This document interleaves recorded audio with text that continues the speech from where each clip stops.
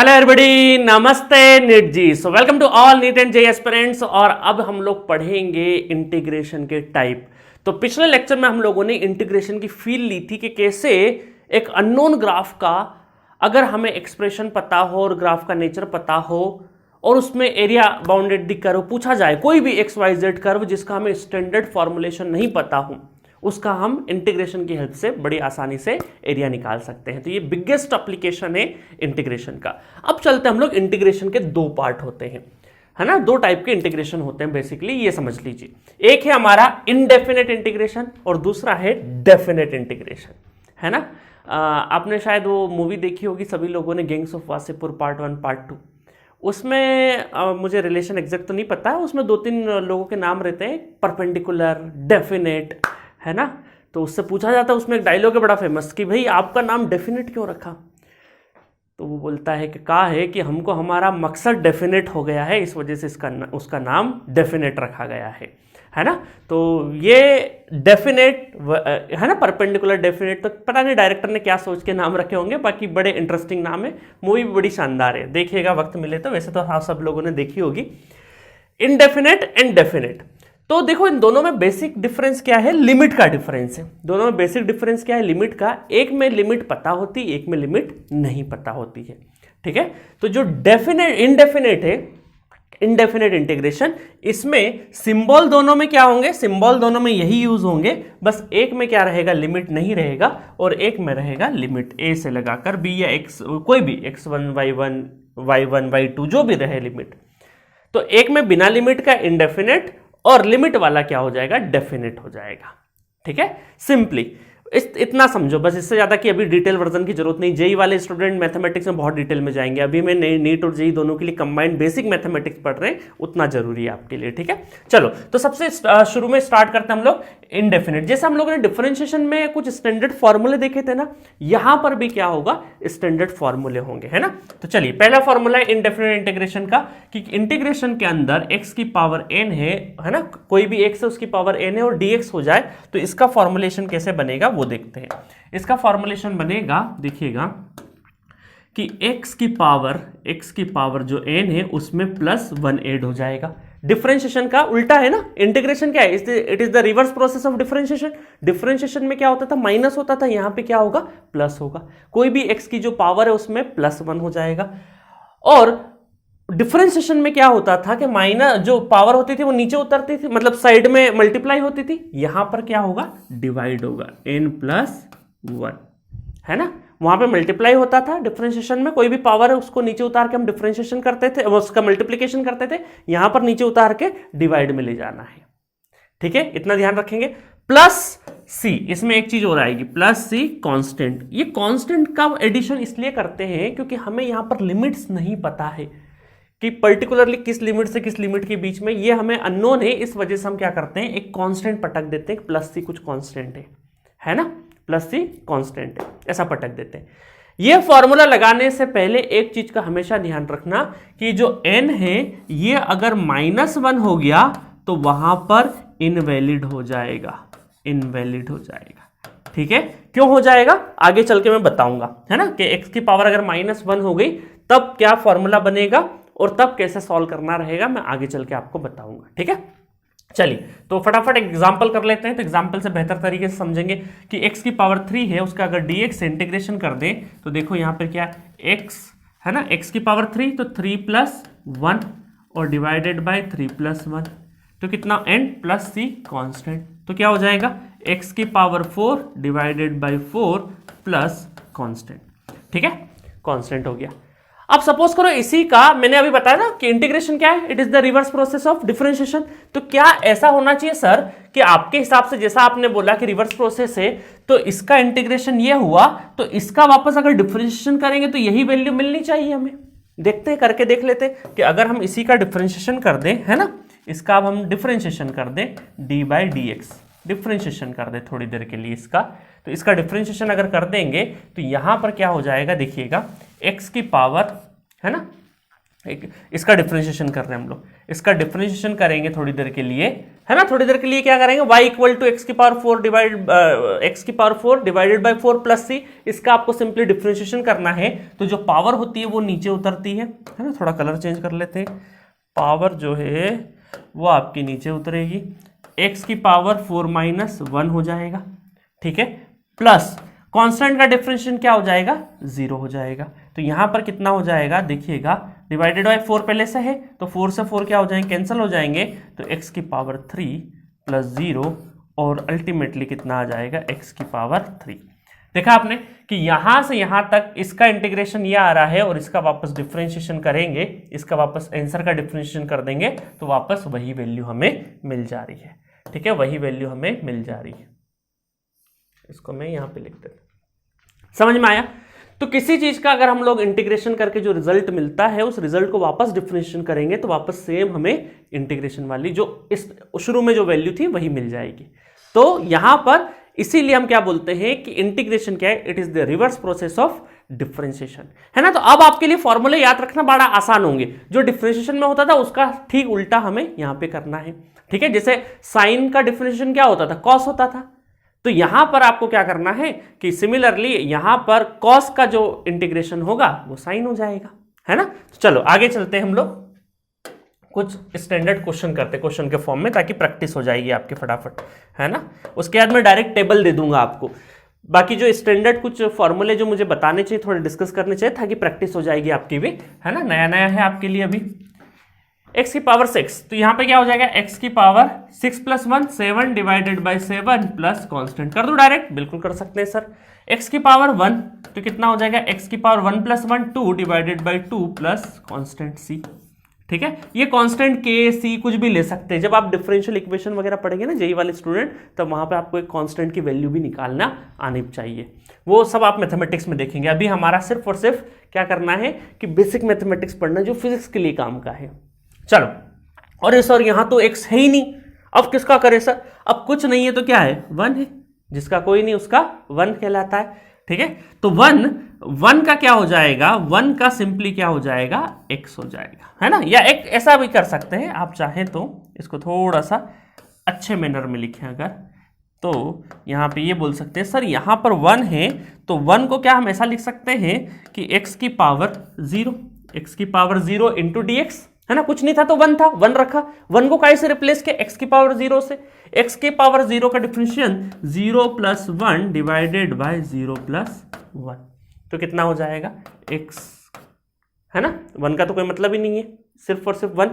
तो यहां पर आप ध्यान रखना कि कुछ भी अगर अवेलेबल नहीं हो उसका डिफरेंशिएशन करना हो तो सिंपली क्या हो जाएगा, जिसके रिस्पेक्ट में होगा, सॉरी इंटीग्रेशन की बात हो रही है ना, मुंह से गलती से डिफरेंशिएशन निकल जा रहा है कि इंटीग्रेशन में अगर यहां पर कुछ भी नहीं होगा तो उसका जिसके रिस्पेक्ट में इंटीग्रेशन हो रहा है वो वैल्यू लिखा जाएगी, देन प्लस सी कांस्टेंट। चलो अब देखो यहां पर भी कुछ भी नहीं है, और किसके रिस्पेक्ट में हो रहा है, dv के रिस्पेक्ट में हो रहा है, हमेशा dx थोड़ी आएगा, dv dt कुछ भी हो सकता है।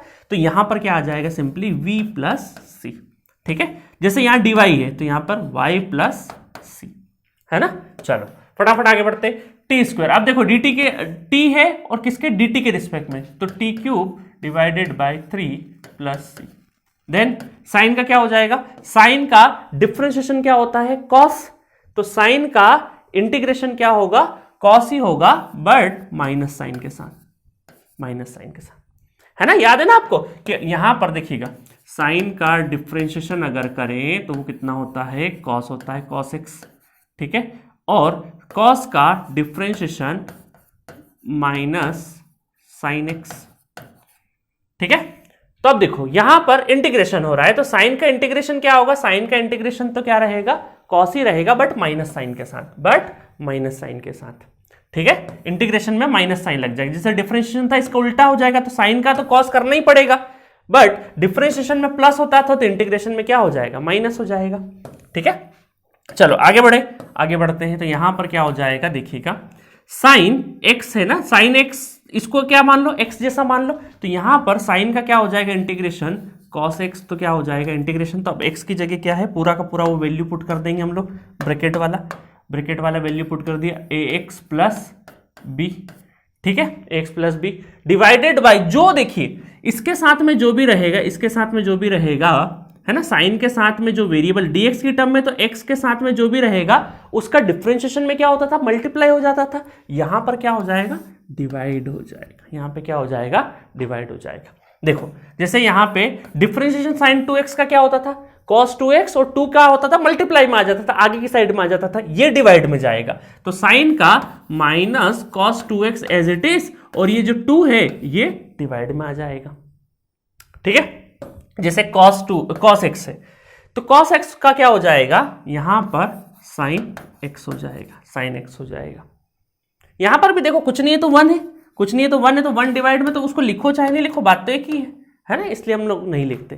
तो स्टैंडर्ड फॉर्मूले आपके सामने ये है। कुछ और देख लेते, फिर मैं टेबल बना दूंगा आपके लिए, है ना। चलो e⁻x dx, इसका इंटीग्रेशन डिफरेंशिएशन पहले ये देखते हैं, चलो इसको देखते हैं, उसके बाद वो बड़ी आसानी से कर लोगे। e⁻ax है अगर, तो डिफरेंशिएशन क्या होता था, a मल्टीप्लाई में आता था और सिंपल e⁻x ही रहता था।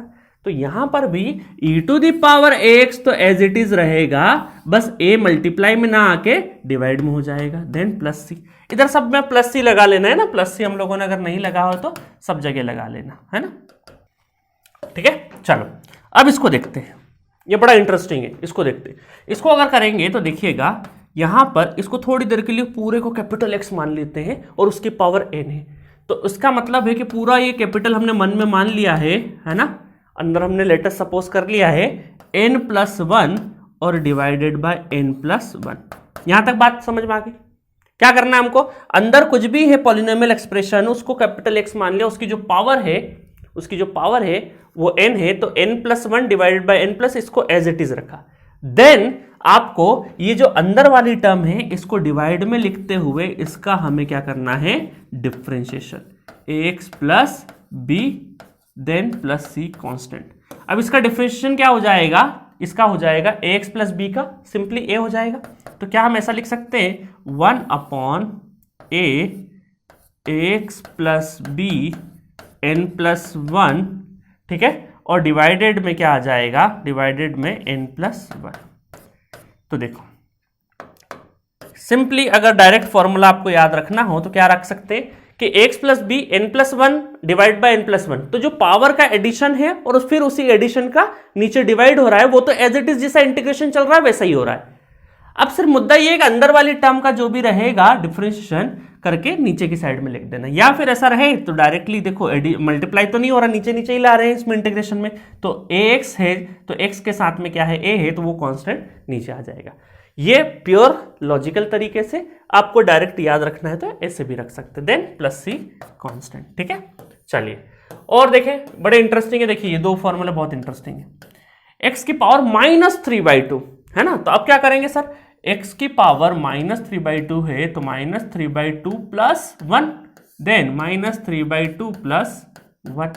ठीक है, फिर क्या हुआ, यहाँ पे सिंपली ये क्या हुआ कि 2 का एलसीएम हो गया, तो यहाँ पर ये हो जाएगा, थोड़ा सा आपको समझाने के लिए मैं बहुत शॉर्ट में कर रहा हूँ, अदरवाइज तो इसको हम डायरेक्ट ही लिख देते हैं, बट अभी आप बेसिक पढ़ रहे हैं। तो यहाँ पे एलसीएम लेंगे तो 2 -3 प्लस 2 तो कितना हो जाएगा, -1/2 है ना। चलो मैं और थोड़ा सा लिख देता हूँ आपके सामने इलोबरेट करके, ये +2 एलसीएम लिया है हमने, डिवाइडेड बाय यहाँ पर भी -3 + 2 डिवाइडेड बाय 2, तो ये कितना हो जाएगा, ये हो जाएगा आपका -3 + 2 -1, तो -1/2 डिवाइडेड बाय -1/2। ठीक है, तो ये असल में माइनस रेसिप्रोकल हो जाएगा, मतलब ऊपर चले जाएगा, तो -2 x की पावर -1/2। और इसको और थोड़ा सिंप्लीफाई लिखना हो तो -2 डिवाइडेड बाय x की पावर 1/, जैसा चाहे वैसा रीअरेंज कर सकते हैं। ठीक है, नीचे की साइड में आ गया तो पावर क्या हो गया, प्लस माइनस का प्लस हो गया, देन ये क्या होता है असल में -2/√x, √x। नहीं सर और करना है, हमें और सिंप्लीफाई करना है। अरे अब बोर्ड के बाहर ले जाओगे क्या, और सिंप्लीफाई करना है ना, और कर दो सर, √x ऊपर लेके आए तो √x का मल्टीप्लाई डिवाइड कर दो। ठीक है, तो ये बन जाएगा x और ऊपर √x हो जाएगा। तो जैसा चाहे वैसा आप रीअरेंज कर सकते हो, अभी हम यहीं पे स्टॉप कर देते। ठीक है, यहीं पे स्टॉप कर देते हैं। तो जैसा आपको ऑप्शन दिखे, जैसा आपको सुविधा, वो सारा का सारा चीज कर सकते हो। देखो कितना कहाँ इस वाले एक एक्सप्रेशन में हमने कितनी सारी चीजें कर ली। एलसीएम भी यूज हो गया, यहाँ पे पावर का फॉर्मूला भी यूज हो गया, रेसिप्रोकल भी यूज हो गया, पावर को नीचे ले जा रहे तो क्या होगा, प्लस का माइनस हो गया। बहुत सारे जो छोटे छोटे बेसिक्स हमने शुरुआत वाली जो क्लास में सीखा है वो यहाँ पे यूज हो रहा है। ठीक है, चलो अब देखो 1/√x, ये स्टैंडर्ड है, बहुत अच्छे से बार बार करके नहीं देखना, एक बार करके देखना, बाकी फिर डायरेक्ट याद रखने की कोशिश रखना। ठीक है, चलो अब सर हमें ये तो पता नहीं कि अंडर रूट क्या होगा, बट हमें पावर के इसमें खुलता आता है कि सर 1/x की पावर 1/2 को अंडर रूट बोलते हैं हम लोग, dx। इसको सर ऊपर लेके आ जाए तो कैसा रहे, ऊपर लेके आ जाएंगे तो x की पावर -1/2 इंटू dx। अब करते हैं सर, अब इसको करेंगे अगर हम लोग, अब इसका इंटीग्रेशन करें तो x की power -1/2 plus 1 divided by -1/2 plus 1, तो एक में से आधा गया तो कितना बचा, आधा बचा।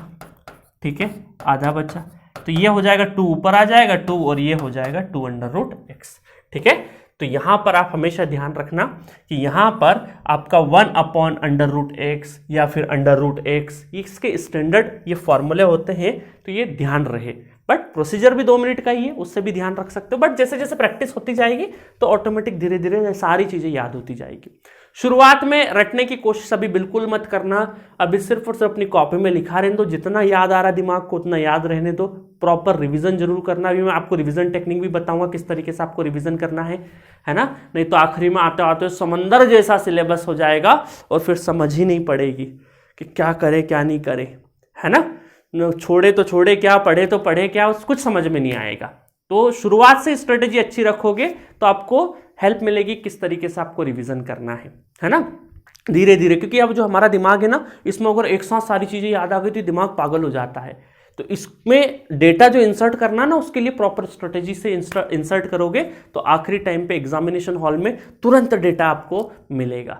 ठीक है, चलिए आगे बढ़ते हैं। अरे कुछ रह गया क्या, नहीं, अरे इधर तो cos x और इनके तो रह गए फॉर्मूले, है ना। चलो इधर कर देते हैं हम लोग, इस साइड से कर देते हैं। ठीक है, cot t dt, तो यहां पे t के रिस्पेक्ट में है, तो cos का क्या हो जाएगा, नॉट cot, cos है, cos का क्या हो जाएगा sin x, sin not x sin t, क्योंकि जिसके रिस्पेक्ट में हो रहा है उसी के रिस्पेक्ट पे लिखना है, प्लस c। ठीक है, cos, अब देखिएगा यहां पे cos का क्या हो जाएगा sin ax plus b as it is divided by अंदर जो है जिसके साथ में है वो नीचे की साइड में, देन प्लस c। ठीक है, चलो नेक्स्ट चलते हैं 1/x। अब आप फीलिंग क्वेश्चन करते करते, सर आपने बोला था कि x ऊपर आ जाएगा, देखो x की पावर ऊपर आ जाएगा तो अभी 1 है, ऊपर आ गया तो -1 dx। और यहां पर सर कैसे करेंगे हम लोग कि x -1 plus 1 divided by -1 plus 1, तो ये हो जाएगा x की power 0 sir divided by 0 something upon 0 sir, infinite हो गया ये तो क्या हो गया, इनफाइनाइट हो गया सर। तो क्या इनफाइनाइट किसी का एरिया अंडर द कर्व हो सकता है क्या, हाँ हो तो सकता है कि भाई इनफाइनाइट तक लिमिट कर दो तो इनफाइनाइट हो जाएगा, बट क्या ये वैलिड फॉर्मूला नजर आ रहा है आपको कि 1 समथिंग इनडिटरमिनेट फॉर्म है ये पूरा का पूरा, ये क्या है 1 देखो, क्योंकि ये क्या हो जाएगा 1/0 समथिंग अपॉन 0 इनफाइनाइट। इसीलिए हम लोगों ने क्या बोला था कि शुरुआत में जब हम लोगों ने ये फॉर्मूला बनाया था तब बोला था कि n ये इनवैलिड हो जाएगा n = -1 पे, किस पे हो जाएगा, इनवैलिड हो जाएगा। अब इनवैलिड हो जाएगा इसलिए यहाँ का जो फॉर्मूला बनेगा वो इस तरीके से नहीं जाना है, आपको n = -1 पे ये फॉर्मूला नहीं लगाना है ना, तो लिख के इस तरीके से कट करना अपनी कॉपी में। तो आज से ध्यान रखना कि 1/x का जो स्टैंडर्ड होता है। अब आपको बताओ, इंटीग्रेशन पढ़ रहे हैं हम लोग, और इंटीग्रेशन क्या है, डिफरेंशिएशन का उल्टा। तो आप याद करो कि डिफरेंशिएशन कौन से ऐसे फंक्शन का रिजल्ट 1/x आया था। मैं ऐसा पूछूं आपसे कि बताओ कि ऐसा कौन सा हमने डिफरेंशिएशन करा जिसका रिजल्ट 1/x आया था। तो आपको ध्यान होगा कि हमने इसका सर किया था कि ln x का किया था हमने, तो वो आ गया था 1/x। तो क्या 1/x का इंटीग्रेशन हम क्या कर सकते हैं, ln x कर सकते हैं, तो सिंपली 1/x का इंटीग्रेशन क्या हो जाएगा, ln x हो जाएगा, देन प्लस c कांस्टेंट। ध्यान रखना इस चीज का, ठीक है। अब देखो ln x को हम इस तरीके से भी लिख सकते हैं, कई सारे लोग या फिर बहुत सारी जगह पे जो स्टैंडर्ड किताबों में log भी लिखा रहता है, log x plus c, but ये इनकरेक्ट है, ये इनकरेक्ट है, log x plus c incorrect है जब तक कि आप यहां पर बेस में e नहीं मान लो, क्योंकि जब आप कुछ भी नहीं लिखोगे इसका मतलब क्या है, बेस उसका 10 है, तो आपको जब भी log के साथ लिखना है अगर इसका इंटीग्रेशन, तो आपको e लगाना कंपलसरी है ना। तो log एक्सपोनेंशियल, और उसी को तो हम लोग ln x बोलते थे, तो ln x प्लस सी या फिर log to the base log x to the base e plus C constant, इस तरीके से आपको लिखना है, ठीक है। तो बस इस चीज का ध्यान रखना। अब मैं कुछ स्टैंडर्ड आपको फॉर्मूले बता देता हूं, स्टैंडर्ड फॉर्मूले आपको बता देता हूं, इसको आप नोट डाउन कर सकते हो, ठीक है, नोट डाउन कर सकते हो। चलो ठीक है, तो कुछ स्टैंडर्ड मैंने फॉर्मूले यहाँ पे लिख दिए आपके लिए, ये लिस्ट आपको काम आएगी, है ना। Integration x to the power n dx, देखो यहाँ लिखा n नॉट इक्वल टू -1 पे ये इनवैलिड हो जाएगा, है ना, इसके लिए नहीं है। बाकी सारे ये बहुत सारे ट्रिग्नोमेट्री फंक्शन के जो स्टैंडर्ड फॉर्मूले होते हैं सारे के सारे लिख दिए। सेक स्क्वायर एक्स का क्या हो जाएगा 10x, कॉसेक स्क्वायर एक्स का क्या हो जाएगा -cot x, ठीक है। u प्लस वी, ऐसा एडिशन में हो तो क्या करेंगे, अलग अलग खोल देंगे, है ना, जैसे हमने डिफरेंशिएशन में किया था ना, 2-3 अलग अलग फंक्शन के एडिशन है, तो उनको अपने सेपरेटली इंडिविजुअली हम लोग क्या कर सकते हैं, इंटीग्रेट कर सकते हैं। उसके बाद सेन एक्स टेन एक्स का क्या हो जाएगा, सेक एक्स हो जाएगा। सी यू डी एक्स, तो सी क्या है, कांस्टेंट, तो जब भी ऐसा हो कि कांस्टेंट के साथ में एक u है उसका फिर dx करना है, ठीक है, तो u हो सकता है कि फंक्शन है dx का, u किसका है, dx का फंक्शन है, और ये जो कांस्टेंट इसको हम बाहर निकाल सकते हैं, जस्ट लाइक जैसे इसको अगर हम लोग ऐसा लिखें 5x dx, तो हम क्या कर सकते हैं कि 5 को बाहर लेके आ जाएं और x dx, तो कांस्टेंट जो भी टर्म है उसको बाहर लेके आ जाए, क्योंकि कांस्टेंट का कुछ होता नहीं, उसको बाहर लेके आ जाए, जो बचा हुआ फंक्शन है उसका हम इंटीग्रेशन करें, ठीक है, इस चीज का ध्यान रखना। उसके बाद अगर हम लोग 8 नंबर पे आए तो कोसेक एक्स कॉट एक्स का क्या हो जाएगा, माइनस कोसेक एक्स हो जाएगा, एक्स प्लस बी, अभी जैसे मैंने बताया ये वाला तो अभी हमने डिराइव करवाया था, है ना, उसका ध्यान रखना। एक्स टू द पावर -1, देखो उसका देखा हम लोगों ने कि ये क्या हो जाएगा dx बाई एक्स, और उसका log x ln x हो जाएगा बेसिकली।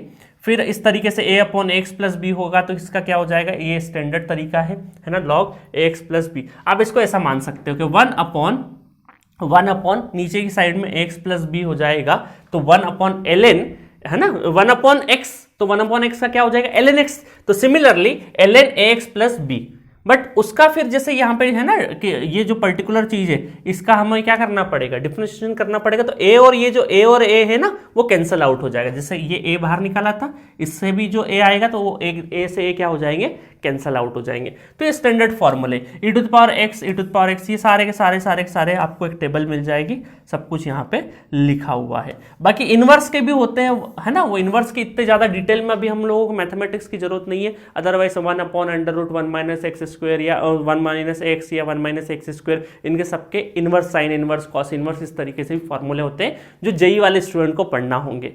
डॉक्टरी में सब चीज़ों का काम नहीं, और पूरे फिजिक्स में अभी हमें तो इतना काम ही नहीं है, हमें फिजिक्स में कुछ स्टैंडर्ड चीज़ें चाहिए। हम पढ़ रहे हैं मैथमेटिक्स, और mathematics is the language of physics but not exact physics, ठीक है। तो फिजिक्स पढ़ रहे हैं, उसमें जो मैथमेटिक्स चाहिए उतने फॉर्मूले की जरूरत है वो हम यूज कर रहे हैं। इवन ये सारी की सारी जितनी आइडेंटिटीज इनको भी रटने की जरूरत नहीं है, सब मैंने लिख दी, अदरवाइज आपको जरूरत नहीं है। जहां आपको देखो पूरा फिजिक्स पढ़ने के बाद ऑटोमेटिक आपको पता लग जाएगा, अच्छा इस चीज का यूज है, इसका यूज है, इसका यूज है, तो वो चीजें याद रखना। अभी पहले से ही भाई साहब हम सारी की सारी चीजें बिल्कुल दिमाग में घोट लें, जो अननेसरी चीजें वो भी लगा दे, और पता चले हम फिजिक्स पढ़ते पढ़ते कि इसका तो यूज ही नहीं आया है, ठीक है। तो इस चीज का ध्यान रखना, है ना, खासकर नीट वाले स्टूडेंट। जेई वाले स्टूडेंट तो भाई मैथमेटिक्स डिटेल वर्जन में पढ़ेंगे तो उनका ऑटोमेटिक मैथमेटिक्स इतना लेवल पे चले जाएंगे कि उनको फिजिक्स में मैथमेटिक्स बहुत ना के बराबर लगेगा। इसीलिए जेई वाले स्टूडेंट के लिए फिजिक्स थोड़ा सा आसान लगता है। अब ऐसा नहीं है कि आसान चीजें हो गई है कि कैलकुलेशन या कोई चीज अचानक से आई तो वो दिक्कत नहीं देती है, बट नीट वाले स्टूडेंट को क्या है, अचानक से मैथमेटिक्स जैसे चालू हो जाता है तो दिक्कत होती है। बट बिलीव मी, क्योंकि ये बेसिक मैथमेटिक्स इसीलिए है क्योंकि हमें फिजिक्स अगर पढ़ना है तो उसमें जो मैथमेटिक्स यूज हो रहा है मैं पहले से ही पढ़ा दूंगा जहां जहां पे चीजें यूज हो रही है, ठीक है। चलो अब चलते हैं सेकेंड टाइप पे, डेफिनेट इंटीग्रेशन के। कहा है कि हमें हमारा मकसद डेफिनेट है है ना, इस वजह से इसका नाम क्या है, डेफिनेट इंटीग्रेशन। तो डेफिनेट इंटीग्रेशन में क्या होता है, एक लोअर लिमिट होती है और एक अपर लिमिट होती है, इसको बोलते हैं लोअर लिमिट, नीचे वाले को लोअर लिमिट और ऊपर वाले को अपर लिमिट। ठीक है सर, इसके लिए भी कुछ अलग फॉर्मूले होंगे? नहीं जी नहीं, जो आपने इंडेफिनिट में जो फॉर्मूले पढ़े हैं वही है, बस एक एडिशनल चीज हो जाएगी यहाँ पे, देखिएगा एडिशनल क्या चीज हो गई, एडिशनल चीज ये हो जाएगी कि x की power n+1 divided by n+1, ये तो इंटीग्रेशन कर दिया हमने, यहां तक तो बात ठीक है। अब क्या प्लस सी कांस्टेंट लगाने की जरूरत है क्या? नहीं, क्योंकि यहां तो लिमिट्स गिवन है तो प्लस सी कांस्टेंट लगाने की जरूरत नहीं है। तो इसका मतलब है कि अब बस इसके आगे ब्रैकेट लगा दो, इंटीग्रेशन जो अंडर फंक्शन है उसका इंटीग्रेशन वैसे ही करो जैसे इंडेफिनिट में करा, बस एक एडिशनल ये है कि उसके बाद ब्रैकेट लगा दो, ब्रैकेट में लोअर लिमिट और अपर लिमिट इस तरीके से a और b में लिख दो।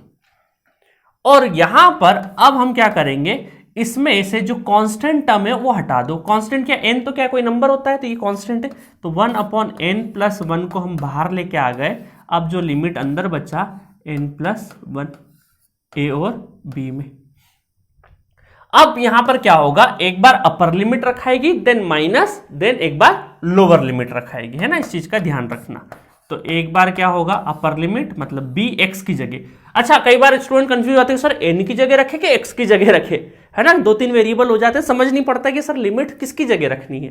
तो आपको जिसके रिस्पेक्ट में इंटीग्रेशन हो उस वाले जगह पे, dx है तो x के रिस्पेक्ट में ना, तो x वाली प्लेस पे ही ये लिमिट आएगी। ठीक है, तो यहां पर b⁴ n+1 minus a⁴ upper limit minus lower limit. ठीक है, जिससे कि इसका मकसद डेफिनेट हो गया, जिससे कि इसका मकसद डेफिनेट हो गया। एक्चुअली लॉजिकल ये देखो कि असल में ये इंटीग्रेशन हमें क्या दे रहा है, एरिया अंडर द कर्व। किस एरिया अंडर, कोई भी एक कर्व है ना, कुछ भी एक कर्व है उसका एरिया दे रहा है। तो उस एरिया में अगर हमने कुछ लिमिट बाउंड कर दी, थोड़ी देर के लिए लिमिट्स लगा दी हमने कि भाई यहां से 1 से लगा के 3, 2 से लगा के 4, तो ये जब हमने लिमिट लगा दी तो हमें पता चल गया कि पर्टिकुलरली इस इतने बीच का ये एरिया हमें निकालना है, क्योंकि 99% केस में तो हम वो एरिया निकालेंगे जो एक बोल सकते हैं फाइनाइट क्वांटिटी वाला, किसी दो चीजों के बीच में हम लोग एरिया निकालेंगे ना, तो वो दो चीजों के बीच में अगर एरिया निकल रहा है तो वही दो चीजें लिमिट के फॉर्म में हमने यहां पे लगा दी है ना। अभी एक न्यूमेरिकल कराऊंगा, समझ में आ जाएगा।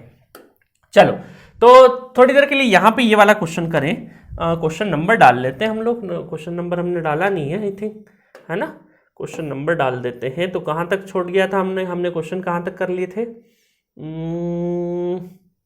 ये कर लिया था हमने 126 नहीं 128 और इसको डाल देते हैं हम लोग 129, 130, 131। अच्छा, ये बहुत सारे स्टूडेंट सोचते हैं कि सर ये नंबर क्यों डालते हो आप इस तरीके से, इसलिए डालते हैं क्योंकि जब भी आप डाउट पूछेंगे ना, तो ये जब लेक्चर पढ़ेंगे और डाउट कहीं पर भी आएगा तो आप डायरेक्टली लेक्चर का नंबर और क्वेश्चन नंबर बोल देंगे, तो उस पर्टिकुलर पॉइंट पे हम लोग पहुंच जाएंगे अगर जहां आपको डाउट होगा तो हमारे लिए बड़ा इजी होता है, आपके लिए भी डाउट पूछना बहुत इजी हो जाएगा, है ना। कहां तक पहुंच गए थे, 132 तक। चलो, नंबर डाल दिए सभी पे, है ना, क्वेश्चन नंबर डाल दिए। तो मैंने बता दिया कि क्यों क्वेश्चन नंबर हमने डालते ताकि डाउट पूछना आपके लिए थोड़ा आसान रहे।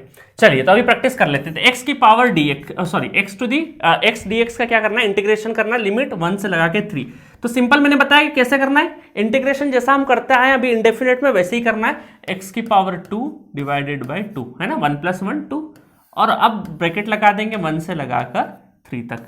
अपर लिमिट माइनस, कांस्टेंट को बाहर ले लो, कांस्टेंट को बाहर ले लो, अपर लिमिट क्या है 3 की पावर 2 माइनस 1 की पावर 2। x की जगह पे एक बार 3 रखेंगे, x की जगह पे एक बार 1 रखेंगे, ये हो जाएगा।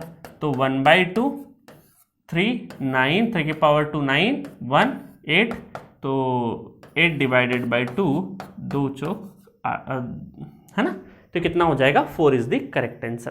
तो इसका क्या हो जाएगा, इसका x dx में जो भी कर्व बन रहा होगा xyz हमें नहीं पता अभी, क्योंकि ग्राफ थ्योरी पता नहीं है, तो हम डायरेक्टली किसी इक्वेशन को देख के, ग्राफ अभी हमारे दिमाग में नहीं आ रहा है क्योंकि अभी अगला टॉपिक जब मैं ग्राफ थ्योरी पढ़ाऊंगा तब थोड़ा सा आसानी से आ जाएगा।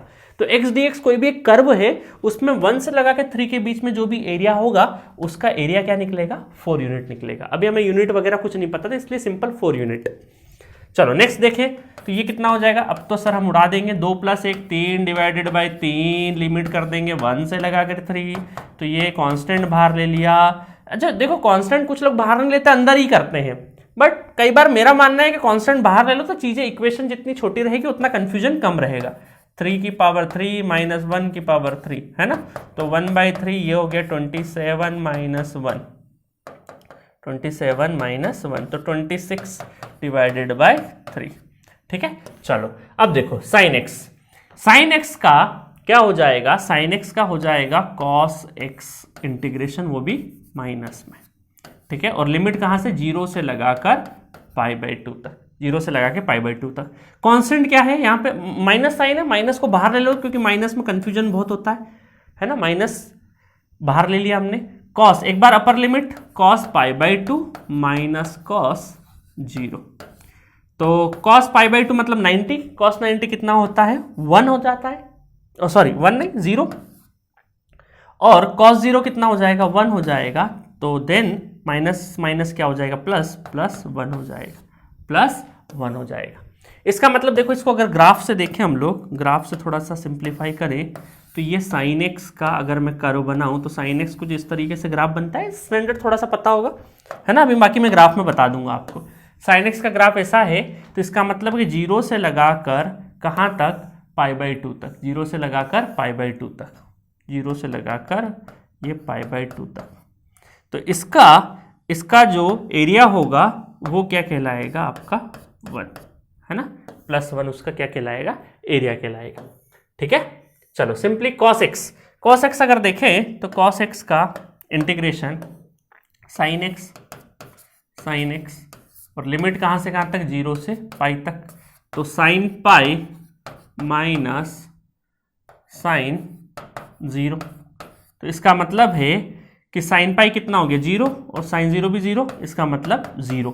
अरे सर एरिया 0 आ गया, ऐसे कैसे हो गया सर, अभी आपने समझाया कि साइन का एक कर्व बनेगा जो कि इस तरीके से बनेगा और उसमें 0 से π/2 तक का पूछा है आपको, तो 1 उसका एरिया आया है।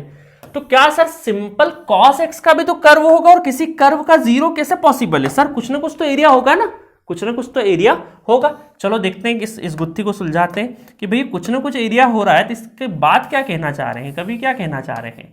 ठीक है, चलो तो यहां पर देखो कि ये हमारा कॉस का ग्राफ अगर बनाए तो कॉस का ग्राफ इस तरीके से चालू होगा और इस तरीके से एंड होगा, है ना, ये कॉस का ग्राफ है। और कॉस के ग्राफ में हमसे पूछा है कहां से कहां तक, ये हमारा 0 है, एरिया देखिए कहां से कहां तक, 0 से पाई, तो ये 0, ये π/2 और पाई, तो इसका मतलब है कि 2 एरिया आ रहे हैं इसमें, एक एरिया ये वाला और एक एरिया ये वाला, और इसका नेट आंसर क्या है 0 है। तो सर यहां तो एरिया शो हो रहा है बट आपने 0 कैसे लिख दिया, 0 इसलिए लिख दिया कि एरिया तो दिख रहा है बट यहां पर एक एरिया पॉजिटिव है, ये वाला एरिया पॉजिटिव है और ये वाला एरिया निगेटिव है, इस वजह से जो ये अल्टीमेटली एक्सप्रेशन जो 0 से पाई में मिल रहा है, जो एरिया है नेट एरिया है, इसका मतलब है कि 0 से π/2 तक पॉजिटिव एरिया और π/2 से पाई तक वही निगेटिव एरिया हो गया। तो अल्टीमेटली 0 से पाई तक का अगर ओवरऑल एरिया देखेंगे तो वो क्या हो गया, 0 हो गया, शून्य, पॉजिटिव निगेटिव 0 हो गया। तो इस वजह से नेट एरिया क्या हो गया, उसका 0 हो गया। समझे आप, तो ये हो गया ग्राफ से कि किस तरीके से ये लिमिट्स जो है वो हमें, या इंटीग्रेशन जो है वो किस तरीके से एरिया देती है और इस एरिया में कौन सी लिमिट तक का कहां तक देते हैं। अब सपोज करो आप घर पे करके देखना कि 0 से π/2 तक का अगर देखेंगे तो वहां पर एरिया की वैल्यू 0 नहीं होगी, कुछ ना कुछ होगी, तो आप देखोगे, है ना। आप एक बार ऐसा भी करना है, π/2 से पाई तक का करना, तो जो वैल्यू यहाँ पे पॉजिटिव आएगी वही निगेटिव आएगी यहाँ पे, आप चाहे तो करके देख सकते हैं। ठीक है, चलो एक क्वेश्चन और देखते हैं। Find area between x⁴ to x⁴ given y = x²।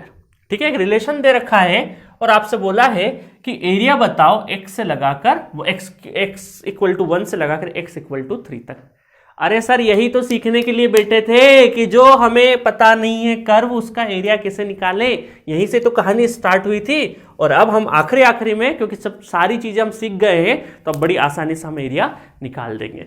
मैंने जैसा कि बताया था कि आपको अभी ग्राफ दे रखा है एक y से लगाकर x के बीच में, है ना, ये एक ग्राफ है और इसमें x से 1 से लगाकर 3 के बीच में ये वाला एरिया आपसे पूछा है, ये वाला एरिया आपसे पूछा है। और अब हमें जुगाड़ भी नहीं लगाना है। तो सर आपने सिखाया है कि जुगाड़ उगाड़ सब मत लगाओ, आपको सिंपली ये पता होना चाहिए कि अगर एरिया निकालना है तो आपको इंटीग्रेशन, और किसके रिस्पेक्ट में, integration of y with respect to x, मतलब कि dx। ये एरिया निकाल दो, integration of y with respect to x, तो यही आपको एरिया बाउंडेड द कर्व जिसके बीच में ये दे रखा है। और किस किस के बीच में निकालना है आपको, निकालना है 1 से लगाकर 3 के बीच में निकालना है। तो अब सिंपली आपको रिलेशन भी पता है, तो यहां पर आप लिखोगे y की जगह x स्क्वायर dx और 1 से लगाकर 3 और इसका कर दोगे तो x क्यूब डिवाइडेड बाई 3, 1 से 3 का, ठीक है, तो 1/3 को बाहर ले लो और x upper limit minus lower limit, तो x की पावर 3 नॉट x की पावर 3 की पावर 3 माइनस 1 की पावर 3 है ना। x की जगह पे हमने upper limit minus lower limit कर दिया, तो ये कितना हो गया, ये हो जाएगा आपका 27 माइनस 1 26 डिवाइडेड बाई 3, ये हो गया आपका एरिया अंडर द कर्व। तो ये वैल्यू है इसका। अगर एरिया कोई पूछे तो आप डायरेक्टली बोल सकते हो कि 26 divided by 3, 26 divided by 3 is the value. क्यों आपको पता है ये, कैसे आपने बड़ी आसानी से निकाल दिया, क्योंकि आपको इंटीग्रेशन की थ्योरी पता है, कॉन्सेप्ट पता है, इस वजह से आसान से आंसर कर दिया।